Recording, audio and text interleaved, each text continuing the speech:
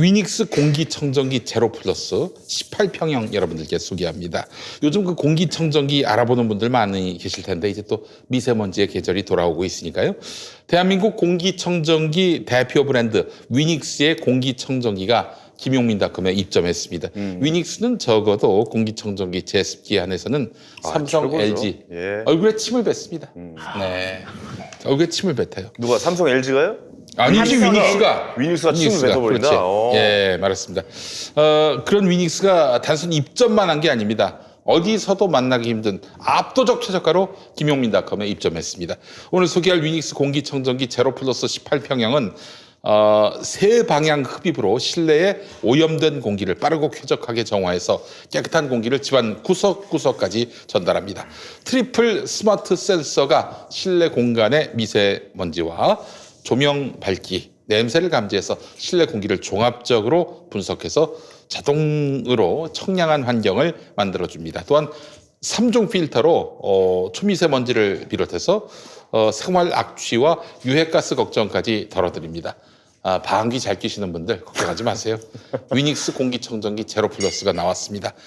게다가 위닉스 스마트홈 앱을 통해서 언제 어디서든 사용자의 라이프 스타일에 맞게 빠르고 편리한 실내 공기 관리가 가능합니다. 자, 가격 18평형 위닉스 공기청정기 제로 플러스 18평형 인터넷 최저가가 36만 9천 원. 자, 그런데 2020년 3월에 등록된 중고나라 거래 완료 가격 26만 원. 26만 원. 자, 그렇다면은 2년간 품질 보증되는 정품의 김용민닷컴 판매가는 26만 9천 원에 모시도록 우와. 하겠습니다. 예, 중고 가격으로 여러분들 구매하실 수가 말이 있어요. 안 돼. 대박, 와. 대박. 네. 중고나라에서 산 거를 9,000원 붙여서 판다는 소문이 있어요. 아, 예, 그렇지 않습니다. 그렇잖아요. 예. 저희는 그런 양심불량이 아닙니다. 네.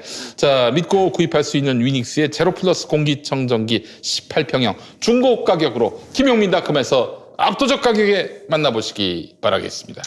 압도적 가격이 최저가네요, 압도적 진짜. 최저가. 나올 수가 있지. 그런데 이 감사합니다. 공기청정기가요, 네. 진짜 필요해요. 특히 저처럼 기관지가 약한 아이고. 사람, 비염, 그럼요. 비염은 저는 없는데 예. 비염 있는 사람들이 필수죠. 공기청정기가 있는 방과 아닌 방에서 자고 일어난 아침이 다릅니다. 요즘 진짜 필수예요. 공기청정기 없는 집이 거의 없을 정도로. 자, 위닉스 공기청정기 제로 플러스 18평형 김용민닷컴에서 중고가에 해당하는 정품 신제품 만나보시기 바랍니다. 26만 9천 원입니다. 자, 그 우리 저 김종인 이제 13일 단기 알바를 하게 됐는데 그 양반이 좀 알바래. 그 얘기 불쾌한데요. 왜요?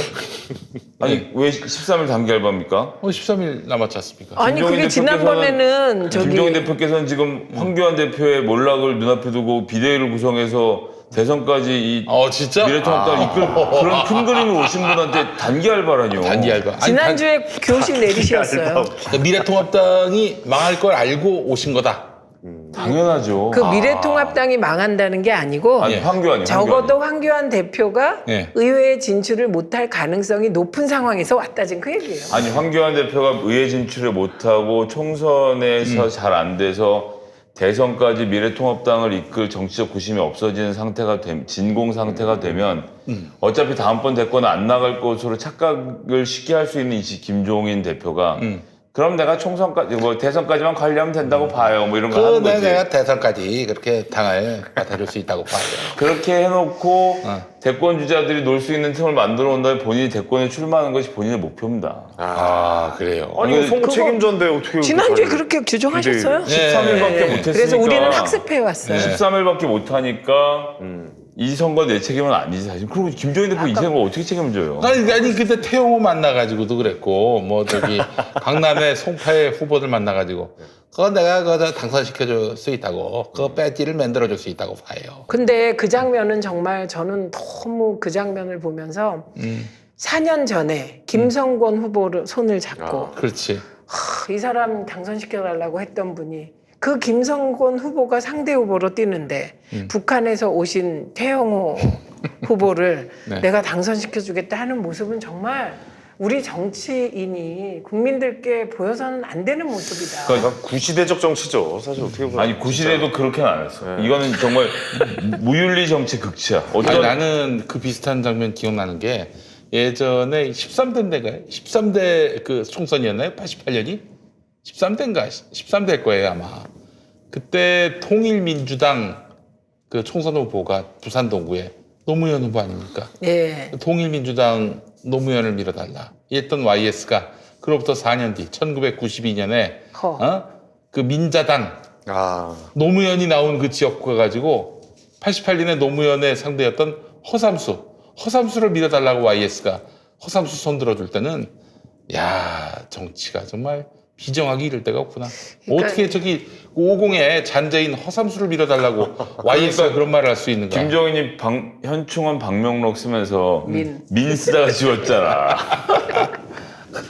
근데 그 민주당에 그 오랫동안 있었다고 봐요. 진짜 똑같아요. 정말 잘한다고 봐요. 아니 근데 그런 글 실수들을 가끔 하시잖아요 정치인분들이. 근데 그게 네, 왜 그러신 거예요? 이제 지난번에 네. 대통령께서 대한미국이라고 썼다는 거 그 미국 아니고요. 민국이지. 이렇게 쓴 거예요. 이렇게 쓸 때 니은을 이렇게 쓴 붙인 거예요. 거죠. 그건 어거지로 비난한 거고 속마음이 드러난다고 생각해요. 가끔 드러난다. 왜냐하면 김종인 그 위원장이 민주당에 이번에만 있었던 게 아니에요. 정동영 후보 때도 민주당 그렇죠. 좋았거든요. 그리고 사실은 민주당에서 뭘 하고 새정치 아니 새정치민주연합, 새정치민주연합이 아니라 대통합민주신당. 대통합민주신당. 또 그리고 저기 예전에 새천년 민주당에도 좀 네, 있었어요. 그때도 있었죠. 그래요? 그때 비례 한번 하셨죠. 예, 그때 비례했었죠. 그러니까 민주당 쪽에서는 자리를 좀 잘 받으신 거죠. 그리고 2016년에도 비례 입원하셨잖아요. 그렇죠, 예. 그래서 사람은 늘 그렇지 않아요? 내가 돈 내고 공부한 학교보다는 내가 돈 받은 곳이 더 기억에 남지 않아요? 그렇지. 맞습니다. 예. 그 미래통합당의 지금 여론조사 추이를 보면은 하향세는 맞죠. 아니 제가 몇 차례 말씀드렸지만 김영호의 시간이 끝나고 황교안의 시간이 시작되면 선거 볼 것도 없다고 몇 차례 말씀드렸는데 그렇죠. 하루에도 5-6건씩 터뜨리는데 속도를 쫓아갈 수가 없어요. 야. 현충원 이건 뭡니까? 난 이게 제일 충격적이에요 사실은. 아니 그것도 충격이지만 N번방. 인사할 때 그래, 인사. 이 국회대항 국회대항 경례하는데 경례를 몰라. 목례하신 거예요. 그 왜인 줄 알아요? 네. 그거 왜인 줄 아세요? 네. 왜요? 국회에 대한 경례하면 다 이렇게 올리잖아요. 근데 다 올리는데 현충원의 그 리더한 현충 원장은 아니고 이제 의전하시는 분은 그분은 안 그분만 올리죠. 고개를 숙이도록 돼 있거든요. 의전 네, 시스템이. 네, 네. 그러니까 중심. 그러니까 그분은 가운데 펴서 이렇게 깔짝깔짝 목례만 하게 돼 있는 거예요. 그렇죠. 그럼 뒤에 사람이 이렇게 하는 거고 근데 황교안 이렇게 올리다가 앞에서 고개를 숙이니까 이렇게 된 거야. 그러니까 옆에서 김정은이 이렇게 하고 있다 이렇게 된 거고. 네. 모르시는구나 그걸. 뭐 군대를 가고 안 가고가 중요한 게 아니라 군대 가고 안 가고 중요한 게 아니라 국회에 대한 경례가 무엇인지에 대한 컨셉이 없으니까 생긴 문제인 그래서 거예요. 이번에 N번방 건이 크죠. 압권입니다, 그건 압권. 진짜 압권인데 저는 이제 그걸 또 분석을 좀 해봐야 돼요. 오. 왜 그럴까? 왜 그럴까? 그러니까- 저도 제 분석이 있죠. 그죠? 이런 거야. N번방이 있어요. 지금 흉흉한 소문들이 막 돌아요. 이 사람도 개입됐다, 저 사람도 있다, 뭐 엘리트들도 들었다 이런 흉흉한 네, 소문이 네. 도는 상황이에요. 근데 저는 그게 그냥 루머로 끝나기를 바랍니다. 근데 이 N번방을 호기심을 가지고 들어간 사람은 이게 선처해야 된다는 얘기를 한 거잖아요. 그렇죠. 그럼 보세요. 여기서 드러나는 거는 N번방에 가입하는 방식을 나는 모른다. 모르는 거예요. 당연히 맞아요. 모르지. 몰라요. 네, 맞습니다. 그러면 저는 이거 어떻게 생각하냐. 황교안 대표가 혼자 이 얘기를 하는 게 아니잖아요. 당연히 아니지. 그러면 이걸 그 누가 집단적으로 써줬냐고. 집단이. 그러니까 집단적으로 디테일이 없는 거예요. 그리고 N번방 사건이 터지잖아. 그럼 이게 어떻게 가입이 되고 적어도 언론만 거죠. 꼼꼼히 읽어도 네. 다 알게 돼요. 그렇죠. 이게 5차례에 걸친 가입 절차가 맞습니다. 있다는 예. 거예요. 그러니까 이건 호기심으로 들어갈 수 있는 데가 아니거든요. 그 맨 마지막에 돈도 내야 되고. 그렇죠. 내가 들어가고 그것도 싶다고 암호화폐로 내요. 내가 들어가고 싶다고 다운 받고 싶다고 다운 받을 수가 없는 그럼요. 거예요. 없는데요. 그리고 네. 호기심으로 못 들어가. 들어가고 싶었어요? 아니 들어가고 싶어도 못 들어간다고. 예. 깜짝이야. 이상한 걸로 몰아가네 이 형이. 예. 아니 그 요게 하나 있고 그래서 이게 그거 첫 번째예요. 디테일이 없다. 이 디테일이 왜 없을까? 그러니까 만약에 이렇게 디테일이 없이 국가를 운영하면 어떻게 될까? 코로나19에 직면하면 어떻게 될까? 그래서 오늘 이낙연 후보가 그랬잖아요. 살처분 저기 코로나19 잘 못한다고 하니까 이낙연 후보가 살처분을 생각해 보세요. 살처분을 생각해 보세요. 네, 그렇게 얘기하셨어요. 당신들이 했던 살처분을 생각해 보세요. 네. 그래서 네. 디테일이 없다. 두 번째는 공감 능력이 없다. 제가 봤을 때 관심이 없는 것 같아요. 그러니까 공감 예, 능력이 없다. 맞습니다. 누구에 대한 공감 예. 능력? 일단 여성들. 그다음에 젠더감 두 번째는 그 비슷하죠. 피해 예. 여성들. 그 피해 여성들이 뭐 진짜 좀 돈이 있는 분들이 아니에요. 중학생들이 왜 거기에 그렇게 끌려들어가냐. 그 신상 돈이 정보를 없어서. 신산 정보를 네. 그 담보 잡혀가지고 협박을 당한 거 아닙니까? 네. 그러니까 이건 아주 범죄도 악랄한 악랄한 범죄. 근데 근데 이 이게- 엠번방 사건의 그 파괴력, 휘발력 이런 것들을 따져보면은 그 황교안은 진짜 치명적인 실수를 한 게 아닌가. 아니, 그러니까 이게 여기서 중요한 건 뭐냐면 엠번방 사건이 터졌는데 저 집단이 단체로 왜 이 문제에 무심할까? 특히나 당대표 메시지를 적는 건 당대표실에 메시지만 적는 5명 정도의 사람이 배치가 돼서 각 분야별로 나눠서 공부를 해서 기초제를 준비하고 그렇죠. 그 해당 상임위의 전문위원들이 들어와서 내용을 정리해서 올라가면 그걸 발언하도록 구조가 그렇겠죠. 되어 있습니다. 근데 왜 그런 말들이 나오는 근데 거예요? 이제 보세요. 엠번방 우리가 신문만 봐도 아는 얘기를 예. 이 사람들은 안 보는 거예요. 왜? 그냥 이거 무슨 웹하드나 옛날에 소라넷이나 따로 야동 하고. 보는 거 같은 거야. 야동인데 직접적인 야동이라던데 약간 뭐 그런 것까지 봐. 이런 관심이 것까지만 없는 딱 하고 거야. 네, 덮는 맞아요. 거야. 그러니까 엠번방이라는 게 어디 이렇게 들어가는 데인데 이렇게 문 열어보고 닫고 이럴 수 있다고 생각하는 거예요. 근데 진짜 방으로 하는 거 아니야? 저는 그렇게까지는 생각하고 싶지 않은데 그 무슨 그 야동 비디오가 잔뜩 쌓여있는 그런 방으로 알고 있었던 거 아니에요? 문제는 그 방에 들어가고 나가고가 무슨 문제인지를 저 집단 중에 누구도 생각하지 않았다는 게 첫 번째 문제고, 그리고 피해자가 70명이나 넘게 발생한 범죄 같으면 당대표가 야, 피해자들이 어떻게 피해를 받는지 좀 알아봐라 라고 시켰어야 되는데, 예를 들면 제가 뭐 끔찍해서 말로 하고 싶지도 않습니다만 칼로 자기 몸에다가 자해를 하는 것까지 시켰다는 거 아닙니까? 아이고, 근데 진짜, 이건. 그런 범죄가 일어난 것을 그냥 호기심에 지켜봤으면 된다? 오늘 누가 이제 깜빡했는데 그 정말 잘 얘기를 했는데 서지영 검사는 그랬던 것 같은데 호기심에 들어가 봤다라고 하면 그거는 감정이 없는 소시오패스다. 아. 이 사람들의 처벌 형량은 더 높여야 한다는 점에 저는 100번 공감하고요. 네. 이런 엠번방 문제를 사실 모르면, 그리고 이제 여기서 가장 결정적인 건 이게 모르는 일이다 싶은데 질문이 들어오잖아요. 그럼 사회 분위기라는 게 있잖아요. 엄벌하자고 다 얘기했잖아. 그러면 그냥 짧게 얘기하면 돼. 그렇죠. 저는 이런 천인공노할 범죄에 대해서 격분하고 있으며 엄벌에 처하기를 원합니다. 까지만 하고 끊으면 돼요. 그렇지. 그런데 뭐 남자들이 그 또 생각이. 애들이 좀 혈기왕성할 때 보고 그럴 수도 있지. 그럼 뭐 그런 거다 처벌하나 생각하면서 본인 편들은 내가 이거를 선처하겠다고 하면 좋아할 거란 생각이 들어 있었기 때문에 맞아요. 그런 얘기가 나왔다는 자체가 이건 경악스러운 일인 겁니다. 그래서 또 여기서 주변에 이준석 씨 같은 분이 계시잖아요. 이준석 씨는 또 오래전부터 이준석 씨요? 예. 그 이런 뭐 페미니즘 이 부분에 대해서 하태경 의원이랑 그 많이 했었죠. 하여튼 이게 좀 색깔이 달라요. 그래서 근데 색깔이 달라도 이 엠번방은 페미니즘이나 이런 달라요. 논란하고 아니 전혀 다르지. 이거는 상관없는 완전히 이건 범죄죠. 다른 그러니까 문제예요. 저는 예.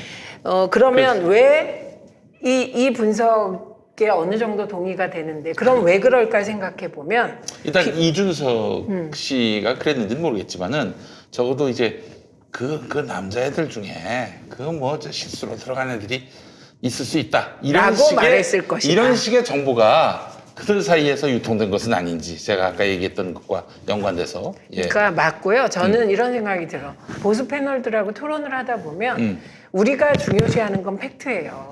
저는 이영희 선생님이 내가 지키고자 하는 것은 진실, 애국 이전의 진실이라고 말씀하셨거든요. 네네. 근데 저는 사실 그거를 지금도 제가 실천할 수 있을지 늘 물어요.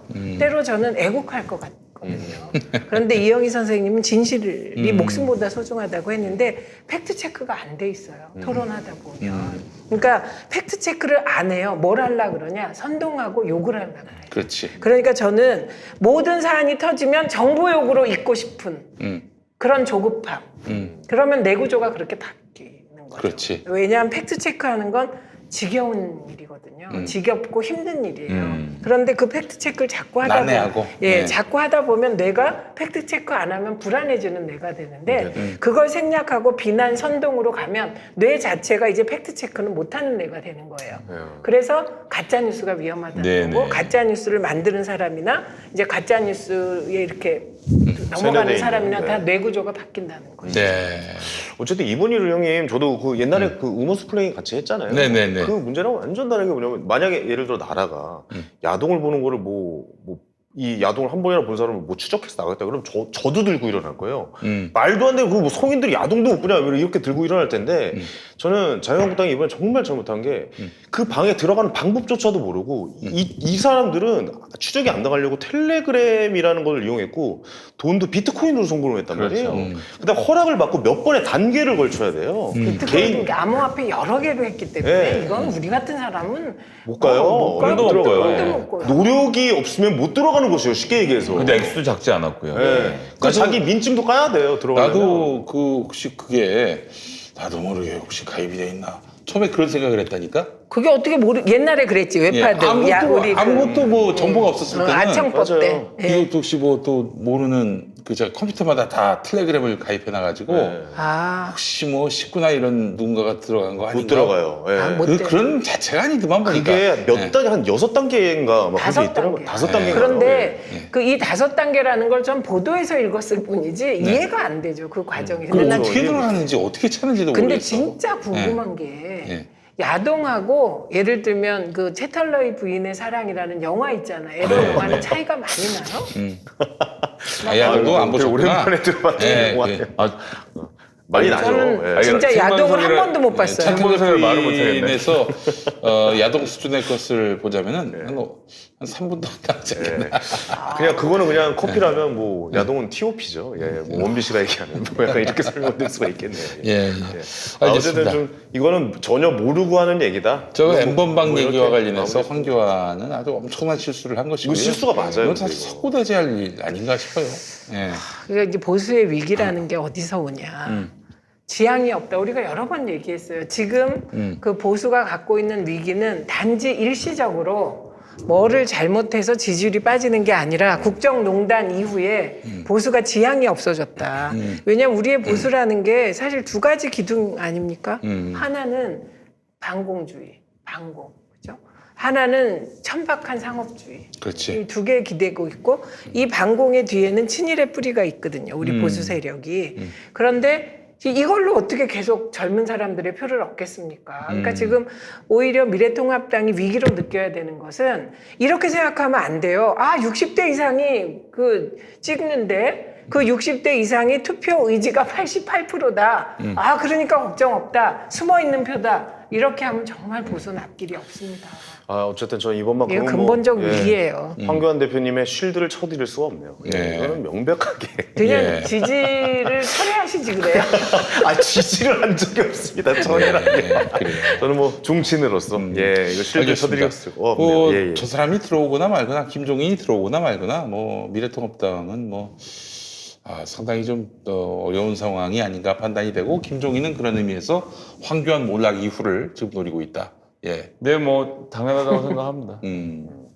이 김종인 그 형님 같고 대선 관리할 당 대표가 필요하죠 지금. 근데 대선 관리 수준이 아니라는 얘기를 제가 들었어요. 음. 물론 지난번에 우리 김영호 아 근데 제가 말씀드렸지만 아까 전에 말씀드렸지만 김종인의 목표는 2022년 대권입니다. 그건 뭐 확실해요. 그것으로 보이고 사실 이게 정치라는 게 아주 비정해서 A의 몰락은 B의 기쁨이 되는 거거든요. 그래서 늘 자기가 슬플 때 누군가 기뻐한다는 걸 생각하고 보시한다 이렇게 생각해야만 버틸 수 있는 데가 정치예요.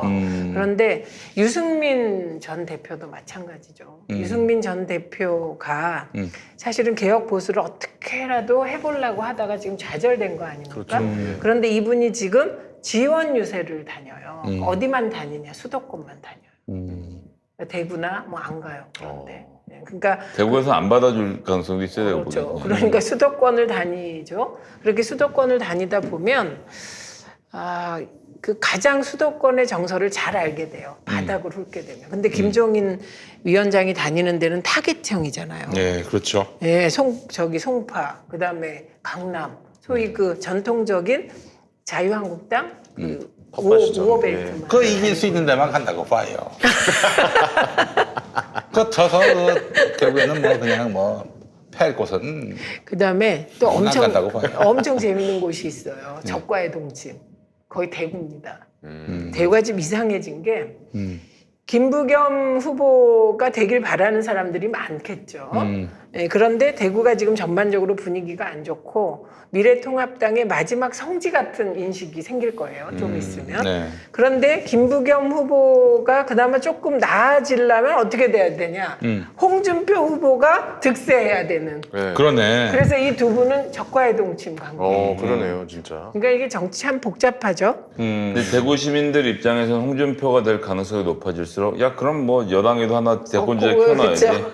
모름지기 대권은 대구에서 해야 돼. 이런 그렇지. 생각이 생기는 거죠. 거의 대구에서 선전하실 줄 알았는데 어떻게 고전을 좀 하고 계시나요? 그러니까 여야 한 여론조사에서? 명씩 이렇게 이제 고전하고 있죠. 예. 그러니까 여야 한 명씩 대권 후보가 있으면 대구는 이 사람이 돼도 괜찮고 이 사람이 돼도 괜찮은. 그러네요. 그게 이제 제가 경상도 사람이잖아요. 네. 경상도식 실용주의라고 할까. 아니 저기 이번에 경상도 판세는 어떻게 봐야 됩니까?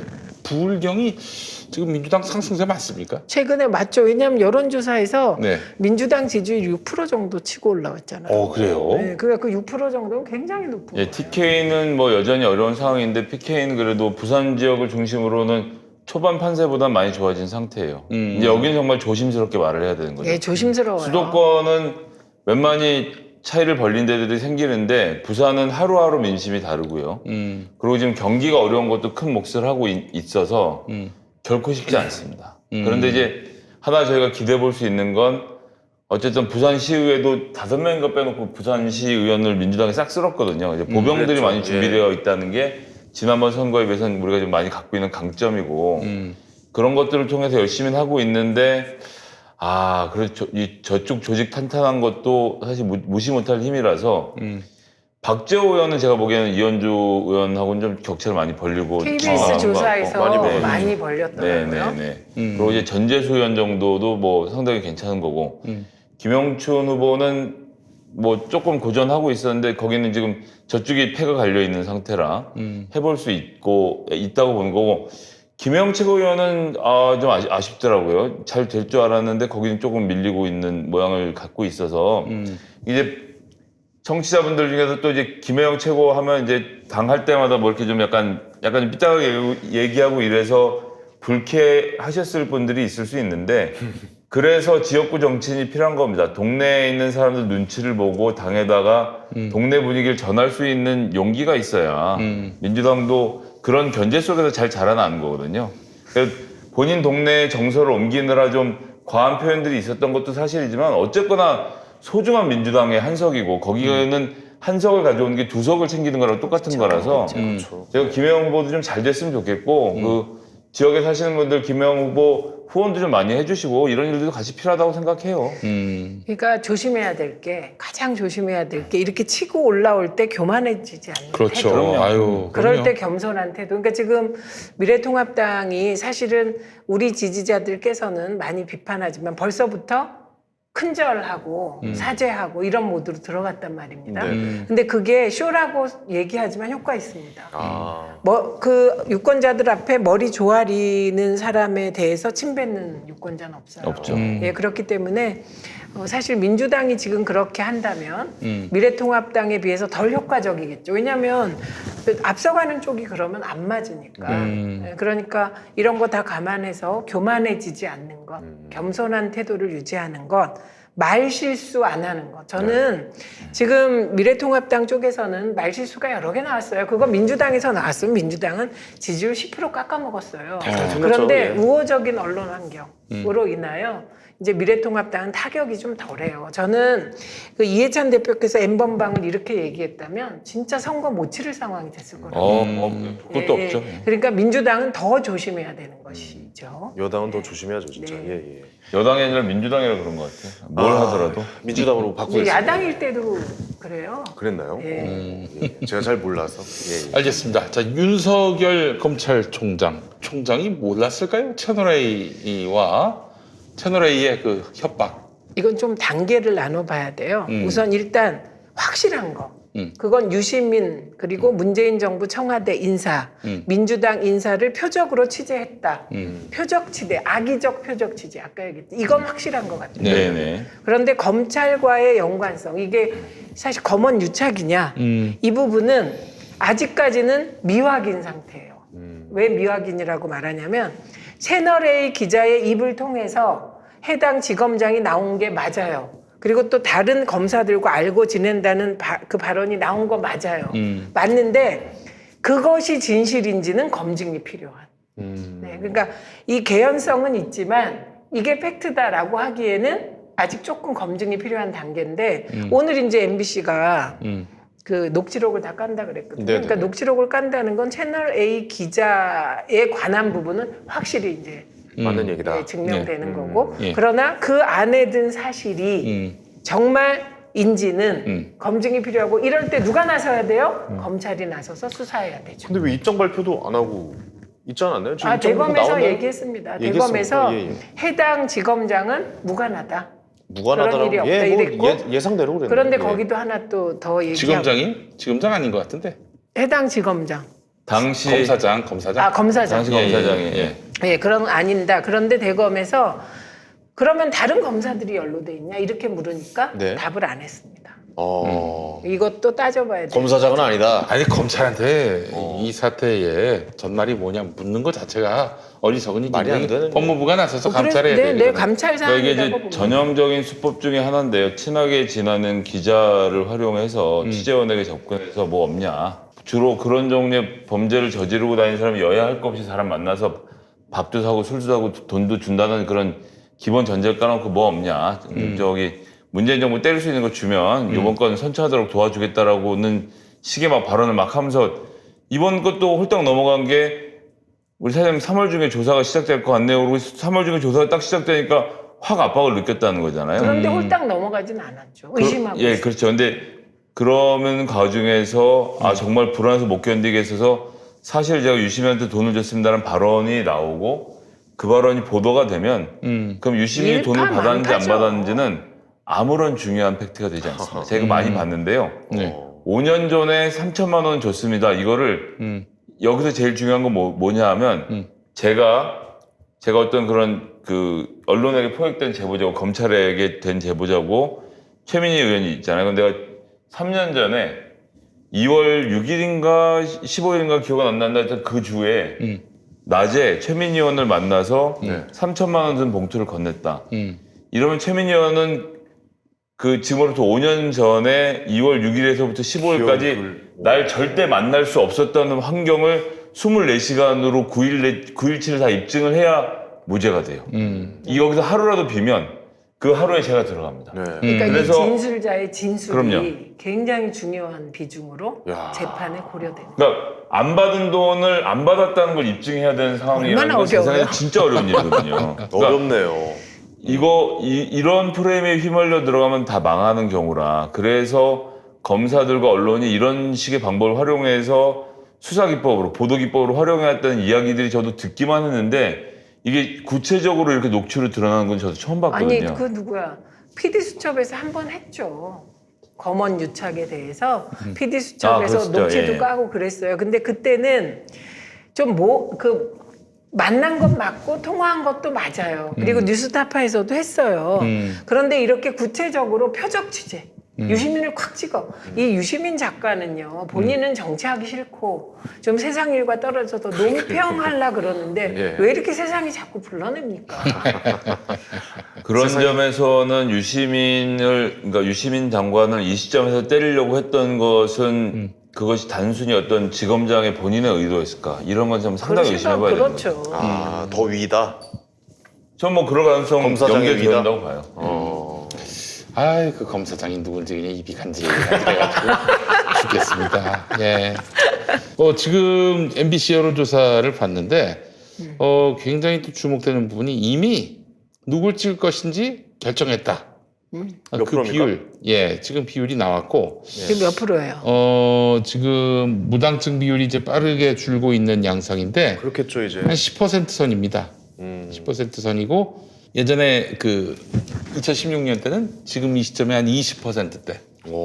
그러니까 지금 10%대만 아직 어느 당으로 찍을지 그 이제 생각을 안 했다는 이게 성관이가 오늘 투표 적극 의향까지 다 발표한 그 자료죠?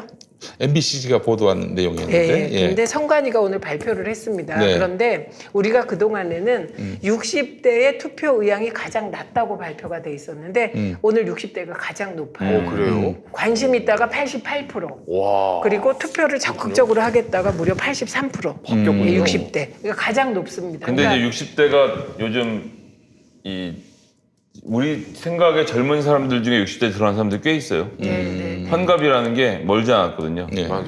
아니 그러니까 38세대들이 60대인 경우 60대 많이 에 있어요. 진입하는 또 거죠. 50대도 보니까 뭐 저기 더 이상 뭐 미래통합당에 표밭이라고 아, 보기는 50대 아니죠. 예, 아닙니다. 됐어요. 50대는 이미 예. 캐스팅 보트 비슷하게 그렇죠. 됐고요. 예. 그래요.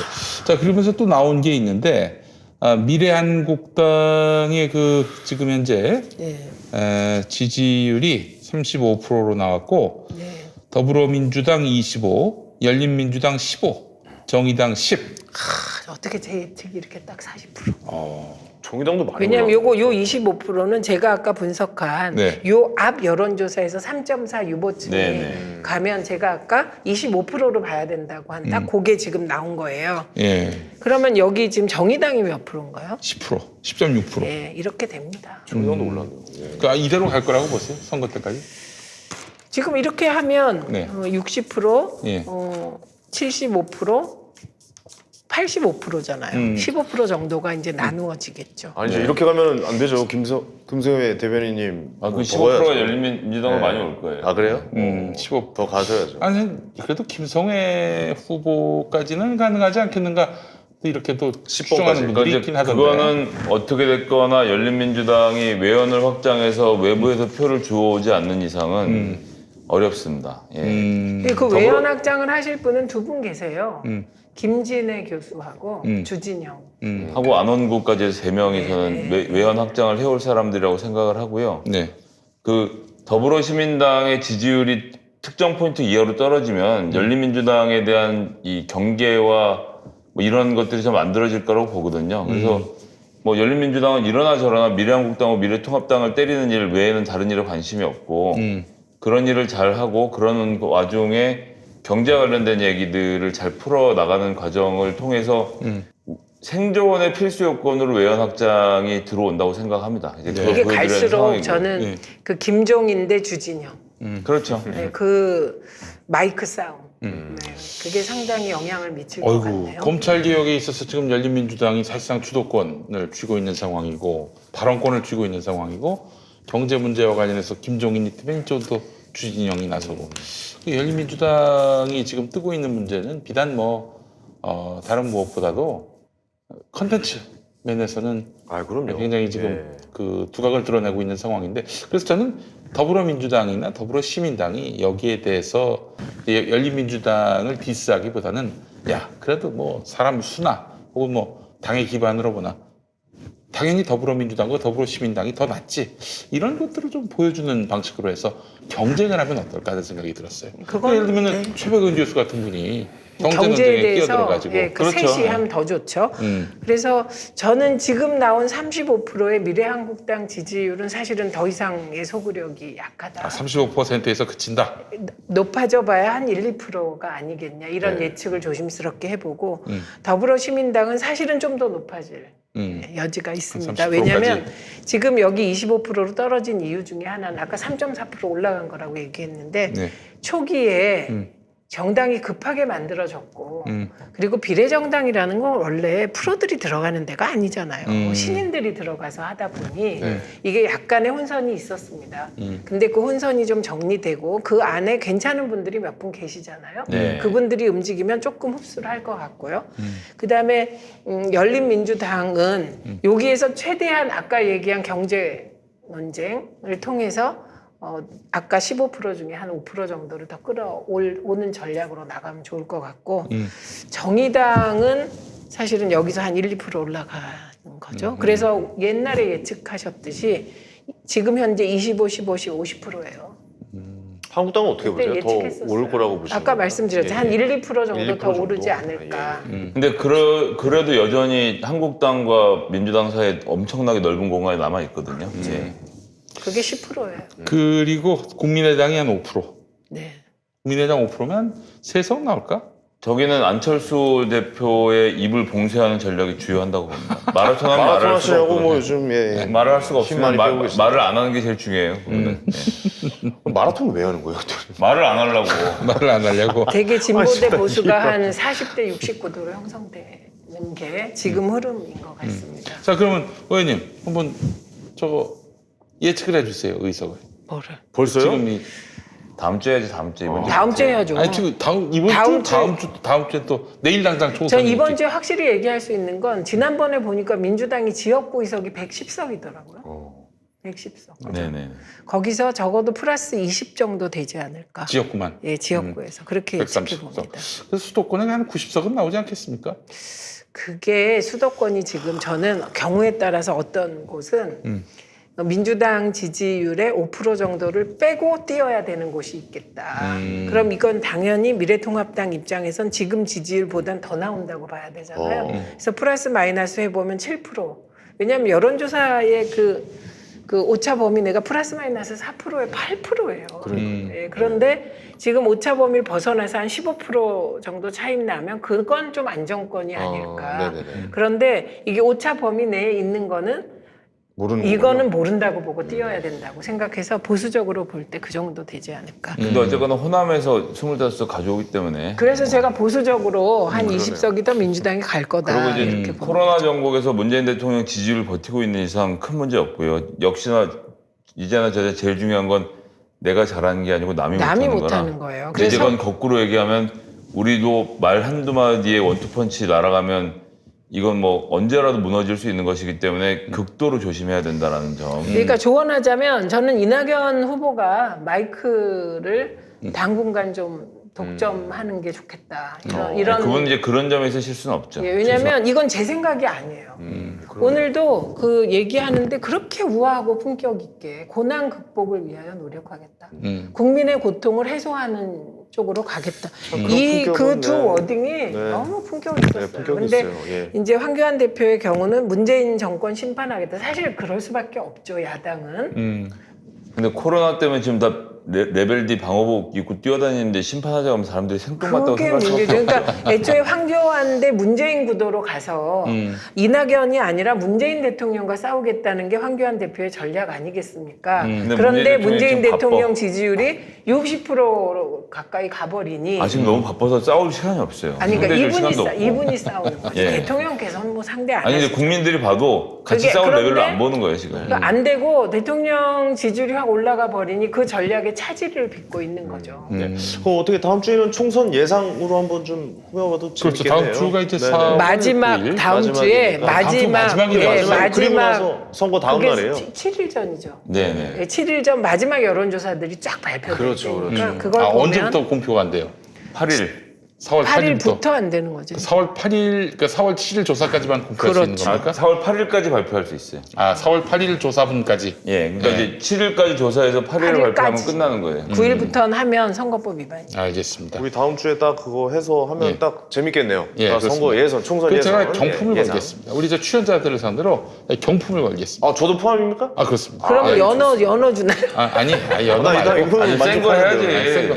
한우로 걸겠습니다. 아, 좋습니다. 이거 네. 좋습니다. 승부. 준비는 하고 예. 최근사치에. 잠깐. 예. 그러면 한우를 맞추려면 열린민주당이 몇 석인지를 솔직하게 얘기해야 되잖아. 솔직하게. 그래. 내가 나와서 내가 떨어진다고 말하면 또 안 되잖아. 아니, 근사치 주는 겁니까? 정확하게 맞춰야 돼요. 근사치 뭘 그래요? 근사치? 아니, 근사치. 하여튼 상품은 준비합니다. 최근사치로. 상품은 준비하지만 네. 하여튼 최근사치면은 누군가에게 돌아가겠죠. 누군가에게 돌아. 예, 제가 그렇게 딱 맞춰야만 드린다 그런 양아치짓은 안 합니다. 부분을 나눠주면 그러니까 비례, 뭐 정당, 뭐 이렇게 해가지고. 제가 아, 그래요. 예, 이제 마무리죠, 우리. 자, 그래서 예, 마무리해서 마무리해봅시다. 제가 다시 말씀드리지만 검찰개혁 다음은 언론개혁. 언론개혁입니다. 예. 그래서 언론개혁은 검찰개혁보다 더 섬세하게 접근을 해야 된다. 그래서 언론개혁, 징벌적 손해배상제가 어떻게 지금까지 왔는지를 아셔야 된다. 그걸 알겠습니다. 아시려면 쉼없이 걸어 촛불을 만났다를 읽으셔야 합니다. 아, 네. 그리고 다음 주까지 읽으시고 꼭, 언론 네. 개혁의 동지가 돼 주십시오. 네. 저도 읽고 알겠습니다. 오겠습니다. 다음 예. 주까지. 다음 주에 꼭 읽고 오세요. 알겠습니다. 자, 예. 다음 주에 이제 드디어 선거전 마지막 방송인데 그렇습니다. 그때는 이제 의석, 네. 의석을 정확하게 맞추지는 못하더라도 예측을 한번 근사치, 해보죠. 네, 네. 근사치까지 약한 분께는 한우를 쏘겠습니다. 네, 네. 네. 한우를. 예. 자, 여러분들 많이 아까워요? 또 관심 갑자기 가져주시기 바랍니다. 잠깐 호흡을 멈추는 거 아니 그렇지 않습니다. 아까울까요? 그렇지 않습니다. 아니 아까운 게 뭐냐 전 이제 그 다음 주가 더 지금 피말러 목요일에 방송하는데 예. 예 그러네요. 그러니까요. 한우를 내가 받을지 안 받을지 때문에 굉장히 좀 안달이 날 거 아니에요. 한우냐 자존심이냐. 예. 다음 주 어떻게 알겠습니다. 예. 박원석 의원님은 나오시는 겁니까? 어떻게? 아이고 박우석 의원님 왜 안 바쁘시죠, 나오시나 요즘? 모르겠네. 예, 예. 제가 한번 찾아가려고 합니다. 아, 알겠습니다. 방송을 아예 가서 네, 뭐 네. 방송을 해드려야지. 또 이 시즌에 지역구 뛰는데 또 오시기도 쉽지 않을 것 같아요. 그 맞습니다. 지역구를 띄어야 비례대표 그 투표가 올라가요. 그렇겠죠. 예, 예. 그런 면도 있네요. 자, 그 고향으로 가서 한번 만나 뵙도록 하겠습니다. 알겠습니다. 예. 자, 여러분 정치 부심 오늘 순서 마치겠고요. 네, 다음 주에 이제 두 기대 많이 분 해주시고요. 네. 준비를 많이 하셔가지고 알겠습니다. 의석소 예측을 네. 부탁드리겠습니다. 아, 어떡하지? 예. 예. 자, 엄밀하게. 저는 그냥 찍겠습니다. 예. 그래요. 그런 사람들이 은근히 예. 많습니다. 예, 예. 첫 끝발이 개끝발이라고 제가 잘 찍어요. 그 박원석 의원님 다음 주 나오셔서 좀 예측하세요. 한운데. 그러니까요. 한운데. 예. 같이 구워 먹죠. 예. 예, 예. 자, 마치겠습니다, 여러분. 네. 정치부심 마치겠습니다. 고맙습니다. 다음 주에 뵙겠습니다. 감사합니다. 길